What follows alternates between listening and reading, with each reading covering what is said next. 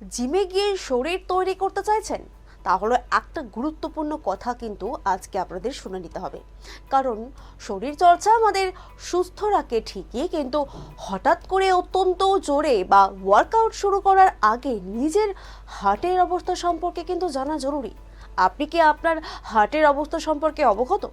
সাম্প্রতিক সময় কম বয়সীদের মধ্যেও ব্যায়াম করার সময় কিংবা ব্যায়ামের পরে হৃদযন্ত্রজনিত জরুরি পরিস্থিতির খবর সামনে আসছে। আর তাই প্রশ্ন উঠছে, জিমে যাওয়ার আগে কি হার্টের কোনো পরীক্ষা করা দরকার? চিকিৎসকদের মতে সবার ক্ষেত্রে কিন্তু একই পরীক্ষা প্রয়োজন হয় না, কিন্তু আপনার যদি আগের থেকেই কোনো হৃদরোগের সমস্যা থাকে কিংবা উচ্চ রক্তচাপ, ডায়াবেটিস, ধূমপানের অভ্যেস, অতিরিক্ত কোলেস্টেরল কিংবা পরিবারের কম বয়সে হৃদরোগের ইতিহাস বা হার্ট অ্যাটাকের কোনো ইতিহাস থাকে, অথবা দীর্ঘদিন শরীর চর্চা না করে হঠাৎ খুব কঠিন ওয়ার্কআউট শুরু করতে চান, তাহলে কিন্তু আপনাকে চিকিৎসকের পরামর্শ আগে নিতেই হবে। আর এটা সবচাইতে গুরুত্বপূর্ণ। প্রথমেই যে পরীক্ষার কথা আসে সেটি হলো ইসিজি বা ইলেকট্রোকার্ডিওগ্রাম। এই পরীক্ষায় হৃদযন্ত্রের বৈদ্যুতিক কার্যকলাপ দেখা হয় এবং কিছু অস্বাভাবিকতা সম্পর্কে ধারণা পাওয়া যেতে পারে যদি আপনার মধ্যে সেটা থেকে থাকে। এরপর প্রয়োজন হলে চিকিৎসক 2D ইকো এর মতো কিন্তু পরীক্ষা দিতে পারেন। এতে কি হয়, আপনার হৃদযন্ত্রের গঠন এবং তার কাজকর্ম সম্পর্কে বিস্তারিত একটা ধারণা পাওয়া যাচ্ছে। আর বিষয়টি একটি গুরুত্বপূর্ণ পরীক্ষা সবথেকে রয়েছে টিএমটি বা ট্রেডমিল টেস্ট। এই পরীক্ষা কিন্তু হাঁটা বা দৌড়ের মতো শারীরিক পরিশ্রমের সময় হৃদযন্ত্র কিভাবে কাজ করছে সেটির পর্যবেক্ষণ করে।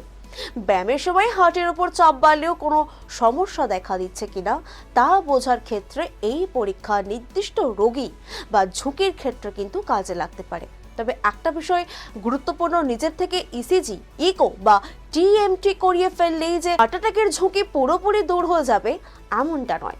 কোন পরীক্ষা আপনার প্রয়োজন সেটা কিন্তু আপনার বয়স, উপসর্গ কিংবা পারিবারিক ইতিহাস বা অন্যান্য ঝুঁকি দেখেই চিকিৎসকরা ঠিক করে দেবেন।